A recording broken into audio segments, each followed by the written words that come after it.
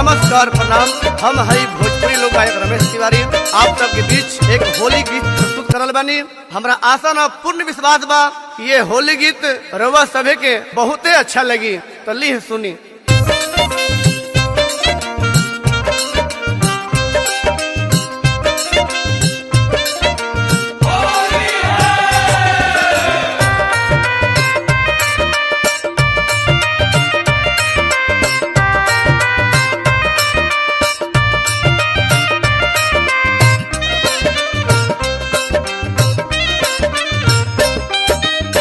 ससुरा न जाइब मम्मी होली में,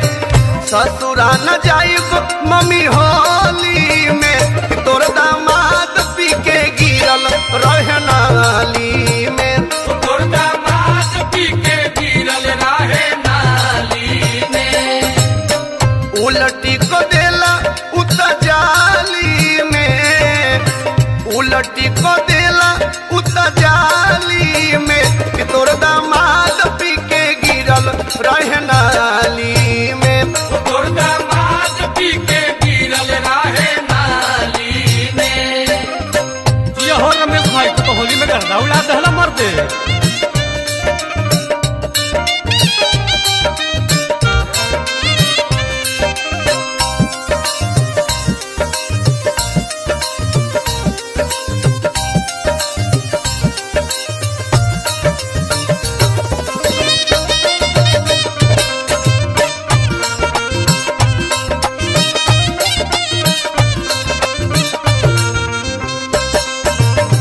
गावेला जोगीरा पीरा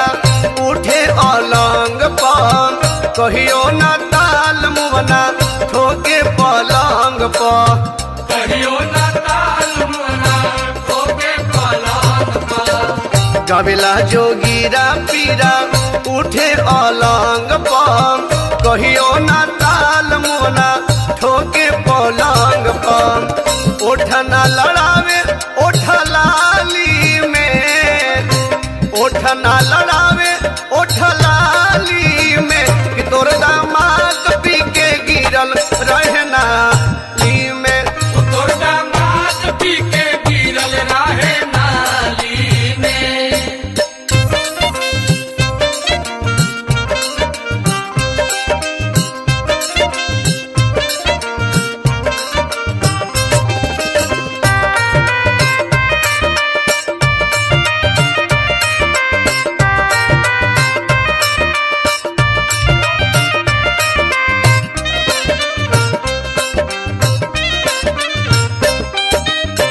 हवे बकलोल पिया राजू कैसे बोली, होली में लावे तेरी कोटन के चोली, होली में लावे तेरी कोटन के चोली, हवे बकलोल पिया राजू कैसे बोली, होली में लावे तेरी कोटन के चोली, चटकन चलावे रमेश गाली में, चटकन चलावे रमेश गाली में, कि तोर दामाद पी के गिरल रहे नाली में, तोर दामाद पी के गिरल रहे नाली में, ससुरा न जाइब मम्मी होली में, ससुरा न जाइब मम्मी होली में, कि तोर दामाद पी के गिरल रहे नाली में, तोर दामाद पी के गिरल रहे नाली में, तोर दामाद पी के गिरल रहे नाली में, तोर